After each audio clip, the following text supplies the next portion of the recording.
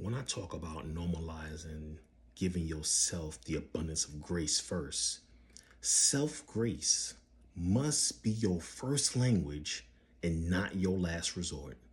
Let me say that again.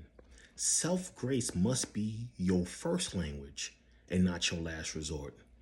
A lot of us will give other people grace before you give yourself grace, right?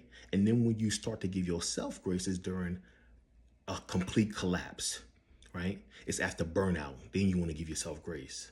After the breakdown, then you want to give yourself grace. After you don't push yourself beyond capacity or you have been pushed beyond capacity, then you want to give yourself grace, right? After you can't move no longer and go forward and take another step, right? Then you want to give yourself grace. Then you start saying, you know what? I guess I might need some rest. I think I need to rest. Nah, nah, nah, nah. Somebody say, nah, nah, nah, nah, nah, nah. Like you should not have to reach rock bottom before you give yourself grace. You shouldn't even get closely, remotely, or even halfway when it comes to giving yourself grace and compassion, right? The thing is this, like normalizing grace before the crisis. Let me say that again. Normalizing grace before the crisis, right? And this is how you do it. You might say, get to it greater. Like, how do you give yourself grace? When you tired, honor it. How do you honor being tired? Let me go and take a nap. Let me go to sleep, right? Some of y'all have been conditioned to working yourself to death, right? And that is, for some, a generational curse or habit. I didn't see mama work and grandma and daddy and grandpa and uncle and this person and that person work until they can't work no more, right? So this is how you start to give yourself grace. When you tired, it's time to take a break, right?